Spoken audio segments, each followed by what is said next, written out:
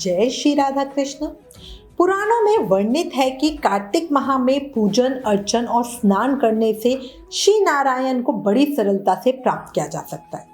और देखो, आप पर श्री कृष्ण की साक्षात कृपा है, तभी आप ये कार्तिक महात्म सुन पा रहे हो।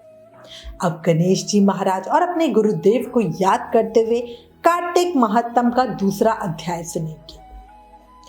मंगलकारी देव तुम, मंगल करो गणेश, जगवंदन तुमरे करे, काटो सबके कलेश। बोलो गणेश जी महाराज की जय।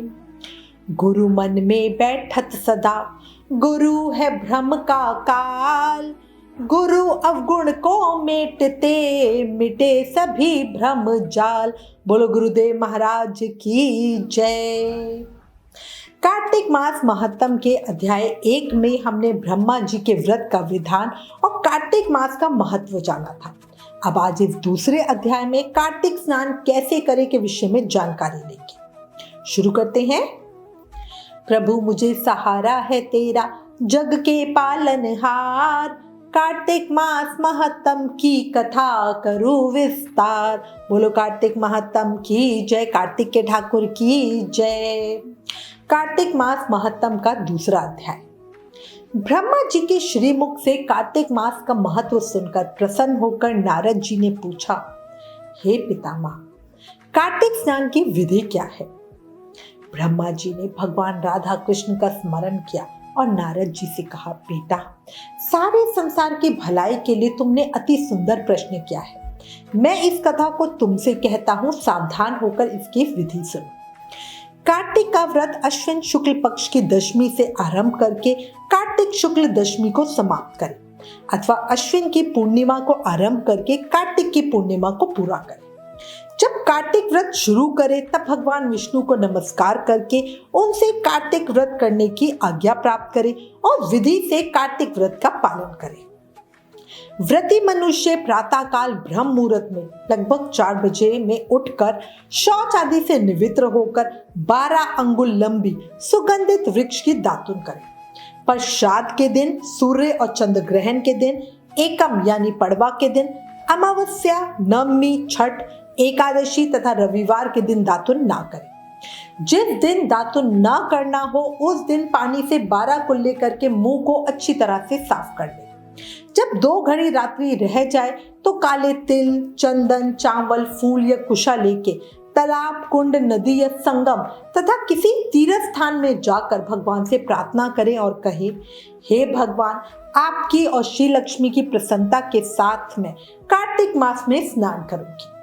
इस प्रकार संकल्प करके श्री गंगा जी, भगवान शिव, सूर्य और भगवान विष्णु का ध्यान करके नाभि तक जल में प्रवेश करके अच्छी तरह स्नान करें। मनुष्य किसी भी तीर्थ में स्नान करे उसे गंगा का स्मरण अवश्य करना चाहिए। गर्म जल की अपेक्षा ठंडे जल में स्नान करने से 10 गुना पुण्य अधिक होता है। उससे 100 गुना पुण्य बाहरी कुएं के जल में स्नान करने से होता है। कुएं के जल में स्नान करने से भी अधिक पुण्य बावड़ी में और उससे भी अधिक पुण्य पोखरे में स्नान करने से होता है। उससे 10 गुना झरनों में और उससे भी अधिक पुण्य कार्तिक में नदी स्नान करने से होता है। तीर्थ से 10 गुना पुण्य वहां होता है जहां 2 नदियों का संगम हो, और यदि 3 नदियों का संगम हो तब तो पुण्य की कोई सीमा ही नहीं है। स्त्रियों को पति की आज्ञा लेके कार्तिक स्नान करना चाहिए, क्योंकि पति से बिना पूछे जो धर्म कार्य किया जाता है वो पति की आयु को क्षीण कर देता है। फिर जल से बाहर आके देवता, ऋषि और पितरों का तर्पण करें। स्नान के बाद बकरी तथा भेड़ की धूली से बचना चाहिए। छींक, थूक, कुत्ता, कौवा, ऊंट, उल्लू, शूकर का स्पर्श ना करें। इनसे छू जाए तो फिर से स्नान करना चाहिए। इसके बाद षोडशोपचार विधि से भगवान का पूजन करें। भगवान को अर्घ दे और प्रार्थना करें कि भगवान श्री राधा सहित मेरे इस अर्घ को ग्रहण करें। और इस तरह प्रार्थना करके 16 चीजें जैसे आवाहन, पाद्य, अर्घ, आचमन, स्नान, वस्त्र, चंदन, अक्षत, पुष्प, धूप, दीप, नैवेद्य, तांबुल, पुंगी फल, दक्षिणा और नमस्कार भगवान की मूर्ति को अर्पण करके तुलसी मंजरी से भगवान का पूजन करना चाहिए। इसे षोडशोपचार पूजन कहते हैं। कार्तिक में भगवान विष्णु की प्रसन्नता के लिए विष्णु मंदिर अथवा शिव मंदिर में रात को जागरण करें। शिव और विष्णु जी का मंदिर ना हो तो किसी भी देवता के मंदिर में जागरण करें। यदि दुर्गम वन में स्थित हो या विपत्ति में पड़ा हो तो पीपल के वृक्ष की जड़ में अथवा तुलसी के वनों में जागरण करें। भगवान विष्णु के समीप उन्हीं के नामों और लीलाओं कथाओं का गायन करें। यदि आपत्ति में पड़ा हुआ मनुष्य कहीं अधिक जल ना पावे अथवा रोगी होने के कारण जल से स्नान ना कर सके तो भगवान के नाम से अपने आप को शुद्ध कर ले। कार्तिक में भूमि पर शयन करने वाला मनुष्य युग युग के पापों का नाश कर डालता है। जो कार्तिक मास में भगवान विष्णु के आगे अरुणोदय काल में जागरण करता है और नदी में स्नान, भगवान विष्णु की कथा का श्रवण, वैष्णवों का दर्शन तथा नित्य प्रति भगवान विष्णु का पूजन करता है, उसके पितरों का नरक से उद्धार हो जाता है। हे नारद, कार्तिक मास में प्रातः काल स्नान करें और प्रतिदिन अपनी शक्ति के अनुसार ब्राह्मणों को अन्न दान दें, क्योंकि सब दानों में अन्न दान ही सबसे बढ़कर है। अन्न से ही मनुष्य जन्म लेता है और अन्न से ही बढ़ता है। अन्न को समस्त प्राणियों का प्राण कहा गया है। अन्न दान करने वाला पुरुष संसार में सब कुछ देने वाला और संपूर्ण यज्ञों का अनुष्ठान करने वाला है। देव ऋषि, जो मनुष्य कार्तिक मास में प्रतिदिन गीता का पाठ करता है, उसके पुण्य फल का वर्णन करने की शक्ति मुझ में नहीं है। गीता के समान कोई शास्त्र ना तो हुआ है और ना होगा। गीता के एक अध्याय का पाठ करने से मनुष्य घोर नरक से मुक्त हो जाते हैं। ब्रह्मा जी कहते हैं, हे नारद, तुलसी की मंजरी सहित भगवान शालग्राम का जो एक बूंद चरणामृत का पान करता है, वो ब्रह्म हत्या आदि बड़े बड़े पापों से मुक्त होकर बैकुंठ को प्राप्त हो जाता है। जो भगवान शालग्राम की मूर्ति के आगे अपने पितरों का श्राद्ध करता है, उसके पितरों को बैकुंठ की प्राप्ति होती है। जो भगवान शालग्राम की मूर्ति दान करता है, उसको समस्त पृथ्वी के दान का फल मिलता है, पर शालग्राम की मूर्ति बेचनी नहीं चाहिए। विष्णु जी का पूजन शंख के जल से और शिव का पूजन बिल्व पत्रों से, सूर्य का तुलसी से, गणेश जी का धतूरे के पुष्पों से तथा विष्णु जी का केतकी के पुष्पों से, शिव का कनेर या कमल को छोड़ के किसी अन्य लाल पुष्प से पूजन नहीं करना चाहिए। जो श्री विष्णु जी का पूजन कमल के पुष्पों से, लक्ष्मी जी का मालती और चंपा के पुष्पों से पूजन करता है, वो भगवान के परम पद को प्राप्त हो जाता है। और जो भगवान की अति प्रिय तुलसी से पूजा करता है, उसकी महिमा कोई भी नहीं कह सकता। वो कभी माता के गर्भ में नहीं आता। तुलसी मालन धारण किए जिसकी मृत्यु हो जाए, वो सीधा बिना किसी बाधा के बैकुंठ धाम को जाता है। तुलसी की छाया में पितरों का श्राद्ध करने से पितरों की अक्षय तृप्ति होती है। तुलसी का सींचन गंगा, यमुना तथा नर्मदा के स्नान के तुल्य हो जाता है। तुलसी का वृक्ष लगाने, सींचने और स्पर्श करने से मनुष्य के काया, वाचा और मनसा तीनों तरह के पाप नष्ट हो जाते हैं।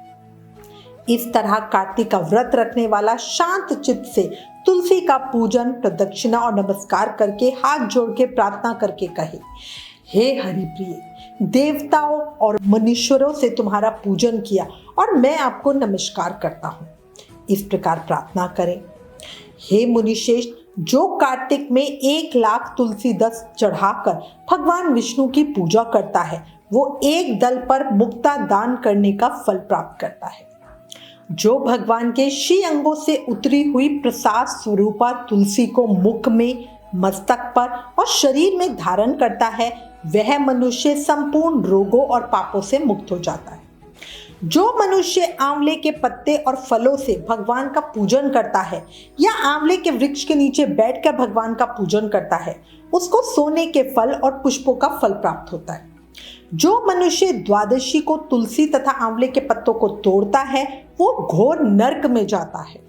जो मनुष्य कार्तिक मास में आंवले के फल, तुलसी और गोपी चंदन की माला धारण करता है, वो जीवन मुक्त हो जाता है। इस प्रकार व्रती पुरुष भोजन करा के चंदन, पुष्प, पान और दक्षिणा से ब्राह्मणों को प्रसन्न करे। सारे मास भूमि पर शयन करे, ब्रह्मचर्य का पालन करे, पत्तल में एक समय भोजन करे, मौन व्रत धारण करे, वो शूरवीर और कीर्तिमान होता है। जो एक समय भोजन करता है, वह भी आंवले के पेड़ के नीचे बैठकर उसके 1 वर्ष के पाप नष्ट हो जाते हैं। कार्तिक मास महत्तम अध्याय 2 समाप्त। कल कार्तिक मास महत्तम के अध्याय 3 में आगे की कथा सुनेगी। याद रखो, जीवन क्षणभंगुर है, अभी है और अभी नहीं। जब अगली घड़ी का भी पता नहीं कि क्या हो जाए, तो क्यों ना इस शरीर का उपयोग करके अभी कर्मों के बंधन से मुक्ति पा ली जाए। और देखो, इसका सबसे सरल रास्ता है नाम जाप करना। याद रखो, कलयुग केवल नाम आधार। सिर्फ नाम जाप करके भक्ति, प्रेम, मुक्ति, शक्ति सब पाया जा सकता है। इसलिए प्रेम से, मन से, भाव से हर समय हर सांस के साथ जाप करते रहो। हरे कृष्ण कृष्ण कृष्ण हरे हरे, हरे Ram Ram Ram Hare Hare. Please in video को ज्यादा से ज्यादा शेयर करके शास्त्रों का ज्यादा से ज्यादा प्रचार करो, ये भी एक सेवा है। Please like, share and subscribe. Thank you. जय श्री राधा कृष्ण।